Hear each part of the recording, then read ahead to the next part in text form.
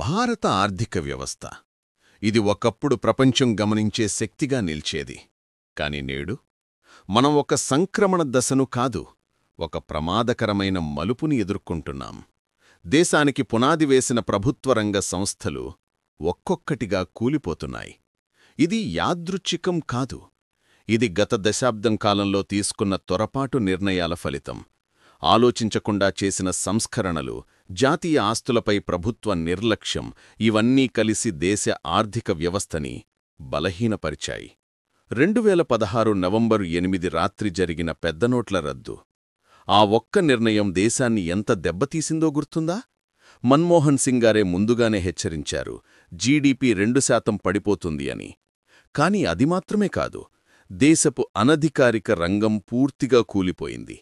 చిన్న చిన్న వ్యాపారాలు, లక్షల సంఖ్యలో ఉన్న కుటుంబాలు ఒక్క రాత్రిలోనే చీకట్లోకి నెట్టబడ్డాయి. ఆ దెబ్బనుంచి లేచి నిలబడకముందే మరో భారీ దెబ్బ, తయారీ సరిగ్గా పూర్తి కాకముందే జీఎస్టీ అమలు. చిన్న వ్యాపారులపై భారమైన రిటర్నులు, పలుస్థాయిల పన్నులు ఇవన్నీ కలిసి ఒక దీర్ఘకాలిక మాంద్యాన్ని తెచ్చాయి. ప్రజలపై పన్నుల భారం పెరిగింది, కాని కార్పొరేట్లకు మాత్రం భారీ లాభాలు.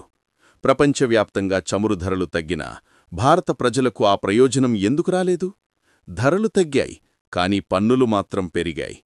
ఇతర దేశాల్లో ప్రజల్ని ఆదుకుంటారు, మన దగ్గర 2019లో ప్రభుత్వం కార్పొరేట్లకు భారీ పన్ను తగ్గింపు ఇచ్చింది.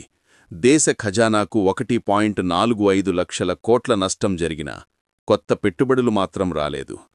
అది కూడా సరిపోక ప్రజారంగ సంస్థలపై ఫర్ సేల్ బోర్డులు. ఇది డిస్ఇన్వెస్ట్మెంట్ కాదు, ఇది జాతీయ ఆస్తుల అమ్మకం. అది కూడా తొందరపాటు, ఆలోచన లేని విధానం. ప్రభుత్వం చెబుతోంది, ప్రైవేట్ చేస్తే సామర్థ్యం పెరుగుతుంది, సంక్షేమ పథకాలకు డబ్బు వస్తుంది అని. కానీ జరుగుతున్నది ఏమిటంటే, లాభాలు ప్రైవేటు రంగానికి, నష్టాలు మాత్రం ప్రజలకే. బిఎస్ఎన్ఎల్ అమ్మకాలప్పుడు వచ్చిన తీవ్ర విమర్శలు గుర్తున్నాయా? నేడు కూడా ఐడిబిఐ, ఓఎన్జీసీ, హెచ్పిసిఎల్ ఇవన్నీ డిస్ఇన్వెస్ట్మెంట్ పేరుతో ఒక ప్రభుత్వ జేబులోంచి మరో జేబులో డబ్బు మార్చినట్టే. అసలు ప్రశ్నలకి సమాధానాలే లేవు. ఆస్తుల విలువ ఎలా నిర్ణయించారు? రిజర్వ్ ప్రైస్ ఎలా లెక్కించారు?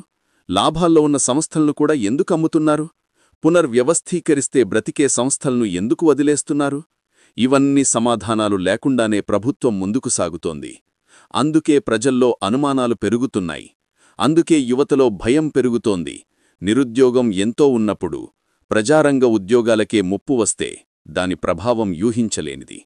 ప్రభుత్వం చెబుతోంది, వ్యాపారం చేయటం ప్రభుత్వం పని కాదు అని.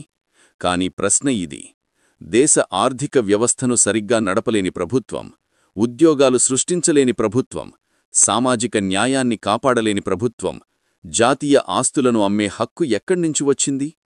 ప్రజారంగ సంస్థలు మన దేశ స్వావలంబనకు పునాది, మన సామాజిక సమానత్వకు బలమైన ఆధారం, మన భవిష్యత్తు తరాలకు ఒక రక్షణ గోడ. అటువంటి జాతీయ ఆస్తుల్ని తొందరపాటు నిర్ణయాలతో అమ్మేయటం, అది కేవలం ఆర్థిక తప్పు కాదు, అది భవిష్యత్తుపై చేసిన అత్యంత పెద్ద అన్యాయం. ఈ కథలో తప్పులు ఎవరువో తెలుసుకోవడం ముఖ్యం, ఎందుకంటే భవిష్యత్తులో మనం అదే తప్పును పునరావృతం చేయకూడదు. మీకీ వీడియో నచ్చితే, ఇంకా ఇలాంటి నిజమైన ఆలోచన రేపే కథల కోసం దయచేసి నా ఛానల్కి సబ్స్క్రైబ్ చేయండి. Don't forget to hit the bell icon